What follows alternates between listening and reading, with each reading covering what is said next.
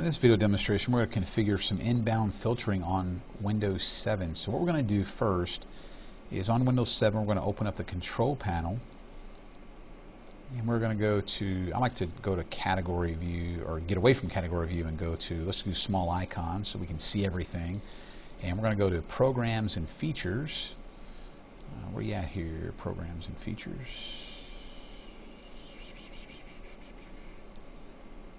I'll find it. And then we are going to turn Windows features on or off.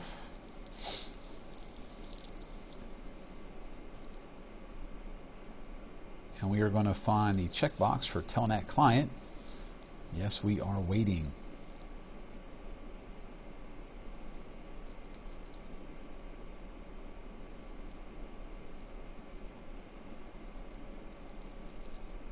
All right, here we go. Let's find Telnet client and say OK.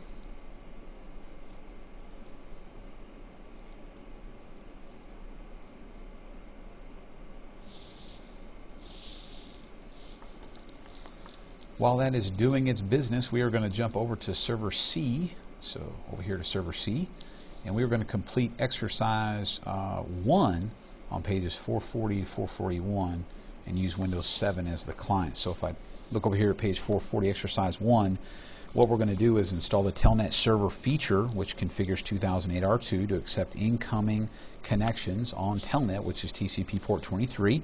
And then we are going to examine the incoming firewall rule that applies to the Telnet server and adjust that rule configuration. So the first thing we want to do is go to our server manager. In server manager, we want to do add features. So click on features and then click add features. And we are going to scroll down and find the Telnet server piece and say next. And install.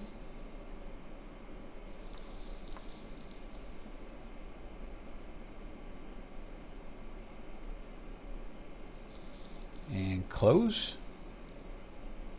All right, and the next thing we're going to do is we're going to go to configuration area under server manager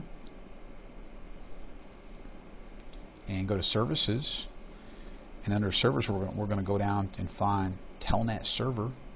So even though you installed the actual Telnet server service,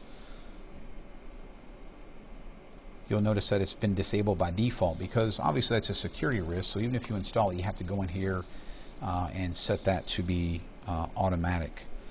No, actually it wants us to do manual, so we're going to say a manual. That might be another good thing to do, just so not every single time your server boots up that it automatically starts a Telnet service, only when you specifically want it to be running. So we're going to say apply, and at that point we're going to start the service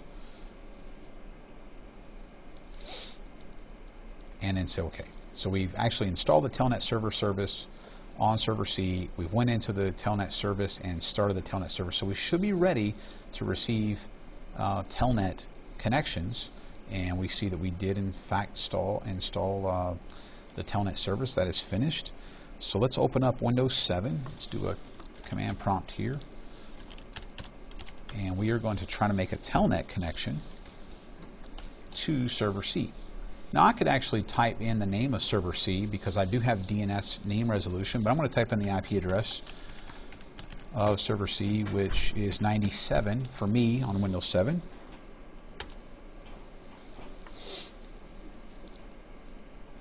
Give it a second here.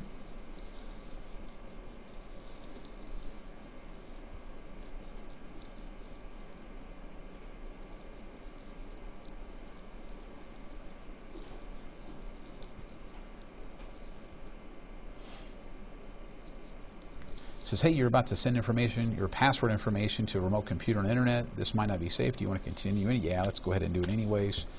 And we already, the reason it did not actually prompt me for username and password is because I'm actually logged in as the domain administrator. So it did something called pass-through authentication. So I'm actually telnetted into my server C. I'm going to go ahead and exit out of Telnet a little bit further than we actually had to go. So we are now disconnected from Telnet. I'm going to go back to server C, and we are going to go to our Windows Firewall with Advanced Security on server C. And we're going to find our inbound rules. And we're going to scroll down and find the Telnet server rule. Where are you at here, Telnet server rule?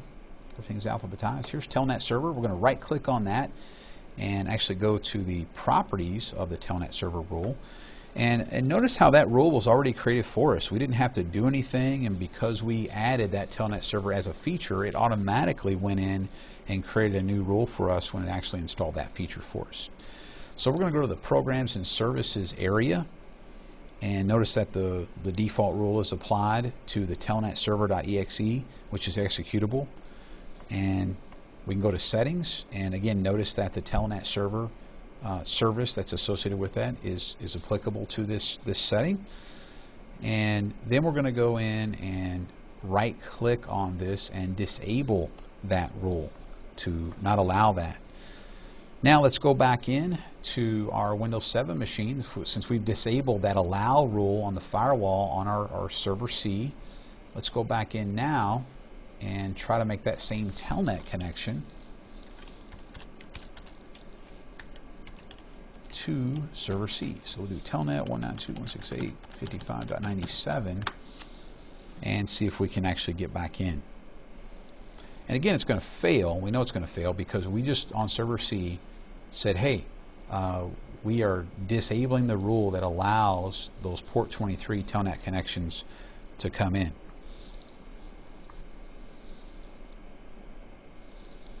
Give it a second here, and it says, hey, we're going to send the password to it. Yes.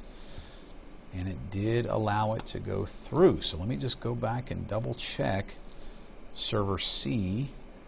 And oh, you know what I was just thinking? I wonder if we have our firewalls on. We do not. So it's kind of hard for a firewall rule to be implemented if, in fact, the firewall's not on. So let's turn the firewall on for our domain setting and make that firewall rule actually work.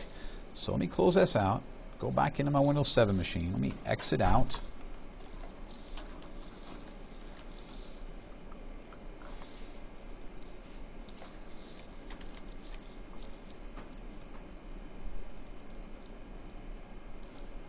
Try this one more time and see if I can still get in now that the firewall is actually on. So let's do a Telnet.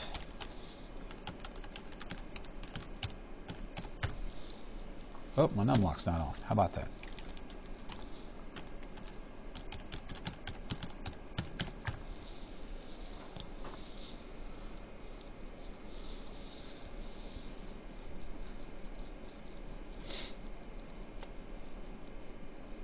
Again, what's happening right now is it's going to server C, it's hitting that firewall, the rule has been disabled, not allowing it to come through. And so we should get a rejection this time. Again, could not open the connection. The host, port 3, the connection, 23, the connection failed. And just as a security precaution, let's go back in as a last step and let's remove our Telnet server. It's just, you know, having a Telnet server is just very risky. So let's get rid of that. So let's go back into our features. Let's do remove features. Let's find our Telnet server. Uncheck the box, say next, and remove. It's no problem on Windows 7 to have the Telnet client. That's not a big deal. It's not a problem. But having that Telnet server is. So we're going to, and it says you must restart the server to finish the removal process. So we are going to go ahead and restart server C just to finish up that removal process. All right, and that completes this portion of the lab.